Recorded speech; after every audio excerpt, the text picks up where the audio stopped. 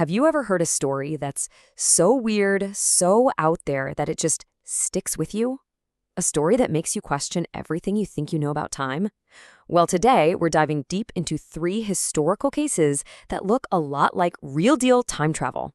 And each one has this tiny, verifiable detail that makes them almost impossible to just laugh off. I mean, really think about that for a second. We feel time like it's a straight road, right? It goes from yesterday to today to tomorrow. But what if that's just how our brains see it? What if the past is a place you could actually visit? Or maybe even just a signal you could tune into, like an old radio station? So in this explainer, we are opening the case files on 3 of the strangest temporal anomalies I've ever heard of. We've got a soldier from the future, a naval ship that literally vanished from our reality, and, get this, a secret Vatican device that could watch the past. Let's get started. Our first case file throws us back to the early days of the internet. You know, the dial-up era, the digital Wild West? Out of nowhere, this mysterious user shows up, and he claims he's a soldier from the future. His online handle was John Teeter. It was a pretty short window, really. For just about a year, between 2000 and 2001, this guy, John Titter, had internet forums completely captivated. He was posting these super detailed predictions, technical drawings of his time machine, all from his home time of 2036. And then, just as suddenly as he arrived, he was gone. And this wasn't just some casual troll. No way. He was very specific. He said he was an American soldier, part of a government program, sent back from a future that had been torn apart by a second American Civil War. He even posted diagrams of his time machine, which he said was built by General Electric. But his mission?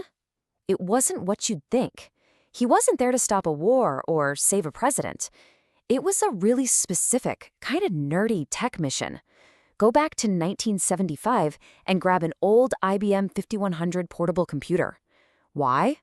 Because of a massive computer bug waiting for them in 2036. And apparently, only this old piece of tech could fix it.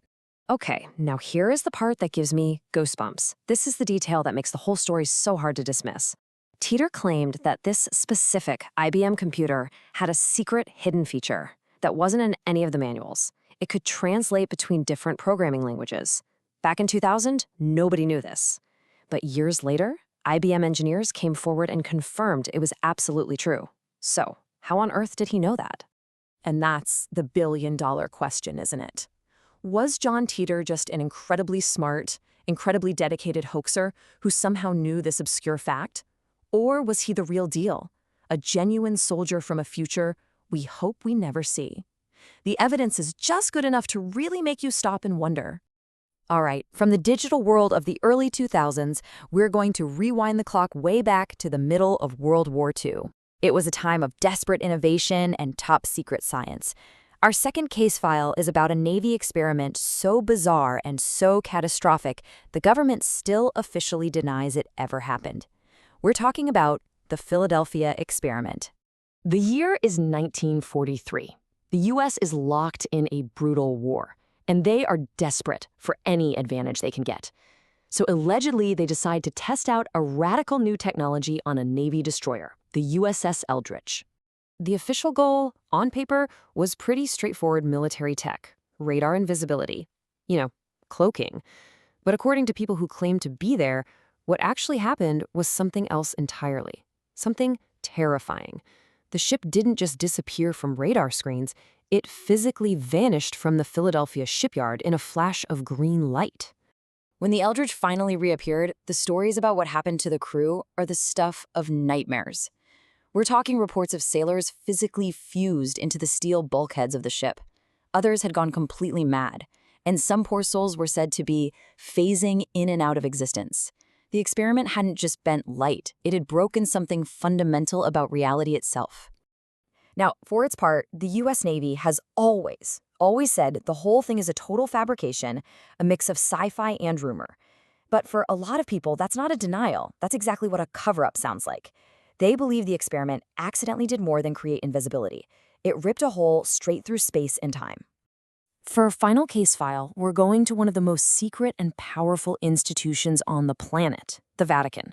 You'd think it's all about faith in ancient texts, but a strange story came out of its walls about a device that combined physics and the divine, a machine that could literally see into the past.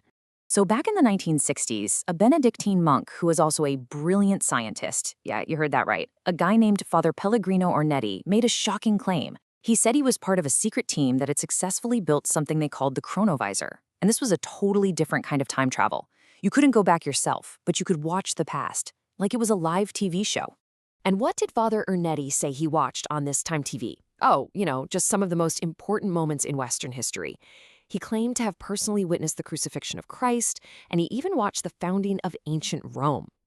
The theory was that huge historical events leave behind a kind of energy signature, an echo of light and sound that the chronovisor could pick up and reassemble into a moving image. So where is this world-changing device today? Well, that's where the story takes a dark turn. Ernetti claimed that before he died, the project was shot down. The powers that be at the Vatican decided the chronovisor was just too powerful, too dangerous for the world to know about. So they allegedly dismantled it and locked it away in the deepest, most secret Vatican archives. So, what do we have? A soldier, a ship, and a holy seer. 3 stories that are about as different as you can get, from totally different times. What happens when you put them all side by side? Do you see a pattern? When you connect the dots, a pretty clear picture starts to form. In every single one of these cases, you have some kind of official denial or deep secrecy. In every case, the claims are absolutely mind-blowing, but, and this is the most important part, each story has a hook, a tiny, nagging detail you can't easily explain away. The secret IBM feature, the multiple eyewitnesses to a strange event, a very specific description of history. It's those little details that keep these stories alive. So in the end, what are these tales? Are they just incredibly creative hoaxes? Or are they something more? Could they be evidence of little cracks in the reality we take for granted every single day? Maybe the past isn't really gone. Maybe it's just on a different channel, waiting for someone to tune in. For now, the answer is still lost in time.